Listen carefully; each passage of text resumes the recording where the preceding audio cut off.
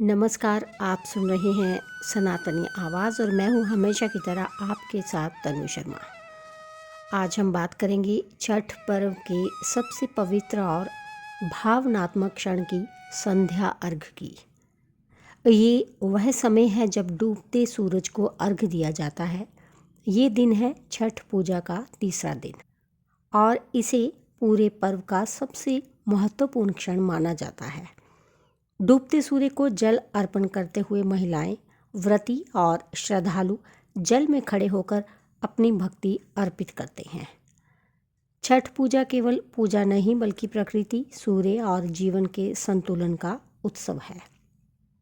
सुबह का उगता सूरज जहां नए आरंभ और उम्मीद का प्रतीक है, वहीं अस्ताचलगामी सूर्य यानी डूबता हुआ सूर्य जीवन के संयम, कृतज्ञता और स्वीकार का प्रतीक है। संध्या अर्घ हमें सिखाता है कि जो डूबता है वह नष्ट नहीं होता बल्कि अगले सवेरा के लिए ऊर्जा संचित करता है।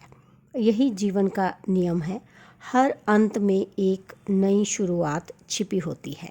दोस्तों, संध्या अर्घ की तैयारी सुबह से ही शुरू हो जाती है। व्रती महिलाएं पूरे दिन निराहार रहकर पूजा की तैयारी करती हैं। डूबते सूरज के समय जब पूरा आकाश सुनहरा हो उठता है, नदी या तालाब के किनारे दीपों की कतारें जगमगाने लगती हैं। उस समय व्रती जल में खड़ी होकर ओम सूर्याय नमः का जप करती हैं। हाथों में बांस की सुपली में ठेकुआ, फल और अन्य अर्पण सामग्री लेकर सूर्य देव को प्रणाम करती हैं। ये केवल सूर्य को नहीं बल्कि जीवन देने वाली ऊर्जा को धन्यवाद देने की परंपरा है। संध्या अर्घ का अर्थ है अहंकार का विसर्जन और विनम्रता का उदय।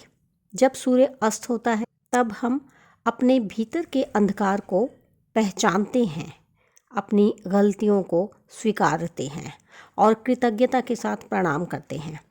कहा जाता है कि सूर्य जब डूबता है तब भी वह पृथ्वी को अपनी किरणों से प्रकाशित रखता है।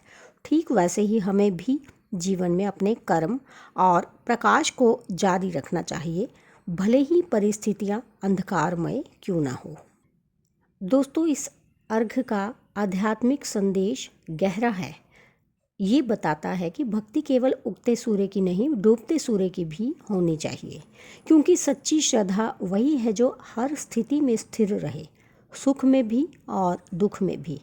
संध्या अर्घ का ये क्षण हमें धैर्य, समर्पण और पुनर्जन्म की आशा सिखाता है और अगले दिन जब उगते सूर्य को अर्घ दिया जाता है तो ये उस आशा की पूर्ति का प्रतीक बन जाता है।